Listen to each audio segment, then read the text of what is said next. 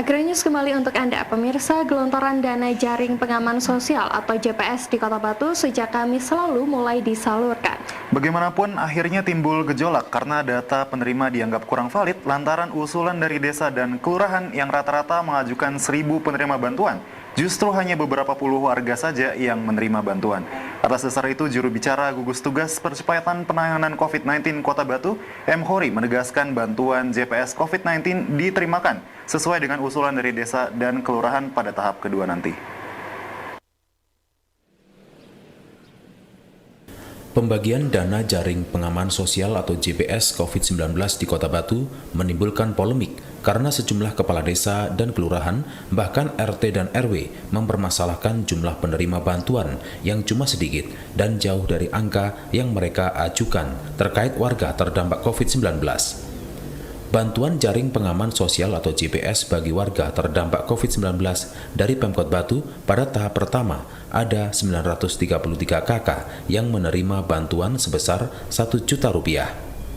Untuk diketahui, belum terdata sebagai penerima bantuan apapun baik dari pemerintah provinsi maupun pemerintah pusat. Sedangkan usulan dari desa dan kelurahan yang jumlahnya bervariatif antara 1.000 hingga 2.000 penerima nantinya akan disalurkan pada tahap kedua kepada 28.298 KK yang terdiri dari data terpadu kesejahteraan sosial atau DTKS 8.307 KK dan non-DTKS 19.991.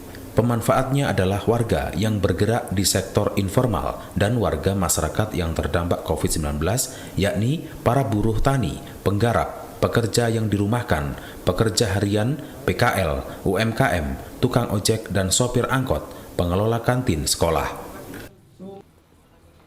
Pemerintah desa nggak perlu khawatir, artinya usulan dari pemerintah desa melalui RT RW itu sudah masuk di dalam data di dinas sosial, yaitu masuk di data non-DTKS.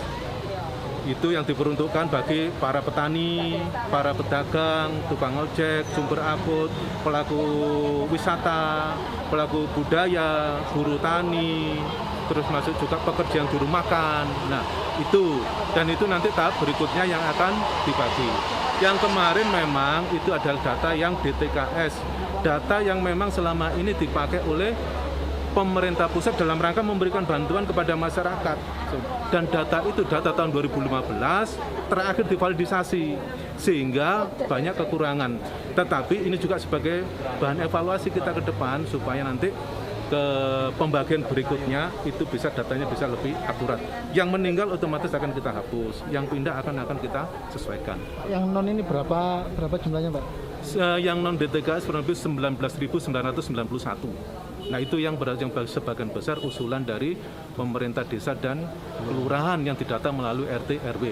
Maka dari itu sekali lagi Pak RT, Pak RW, Pak Kepala Desa, Pak Lurah tidak perlu khawatir, datanya tetap ada, cuma memang belum programnya tahap berikutnya. Dari Kota Batu, Arifung KACA TV melaporkan.